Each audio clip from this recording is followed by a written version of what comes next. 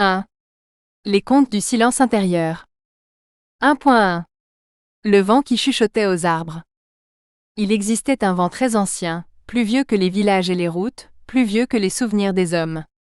Pendant des siècles, il avait soufflé fort.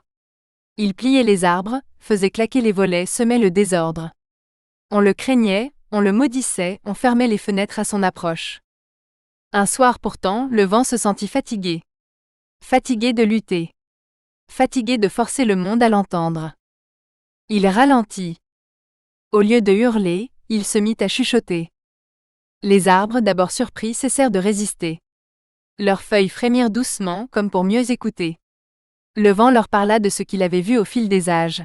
Des enfants devenus vieux sans s'en rendre compte, des promesses murmurées à l'aube, des adieux prononcés trop tard.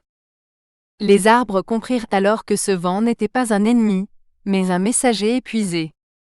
Cette nuit-là, la forêt ne craqua pas. Elle soupira. Les branches cessèrent de lutter, les racines se détendirent dans la terre tiède. Le vent apprit une chose essentielle. On n'apaise rien en criant, mais beaucoup en parlant doucement.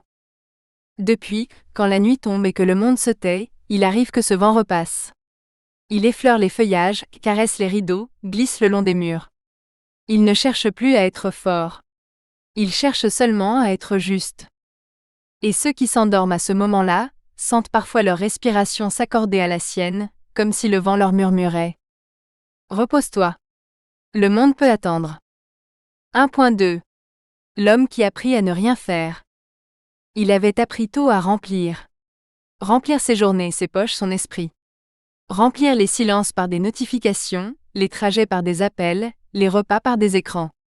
Il vivait comme on traverse une ville en courant, sans voir les façades, sans sentir la pluie, sans entendre la vie qui s'ouvre pourtant à chaque pas.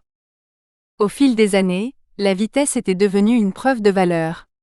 Plus il allait vite, plus il se croyait utile. Il confondait l'élan avec la réussite, l'agitation avec la nécessité. Son corps lui suivait par loyauté mais sans joie. Il obéissait, il encaissait, il se taisait.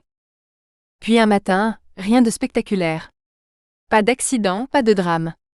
Juste une fatigue totale, sans colère, sans alarme.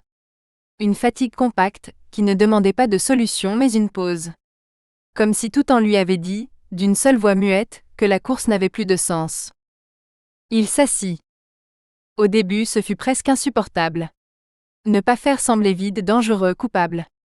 Son esprit cherchait un prétexte, un objectif, une liste.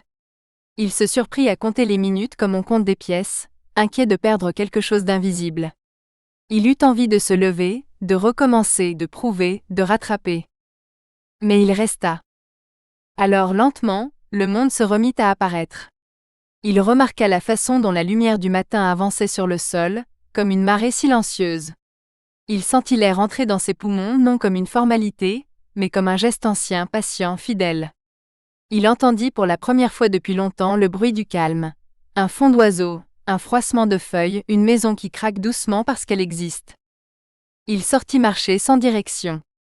Il s'arrêta devant une herbe simple, et comprit qu'elle n'avait rien à prouver. Elle poussait, c'était tout. Une petite certitude verte, obstinée et tranquille. Il observa un nuage se défaire et se recomposer, sans effort, sans ambition. Et quelque chose en lui se dénoua, l'idée que tout devait être utile. Les jours suivants, il apprit à habiter le vide comme on habite une pièce enfin rangée. Il s'asseyait quelques minutes, puis un peu plus. Il laissait ses pensées passer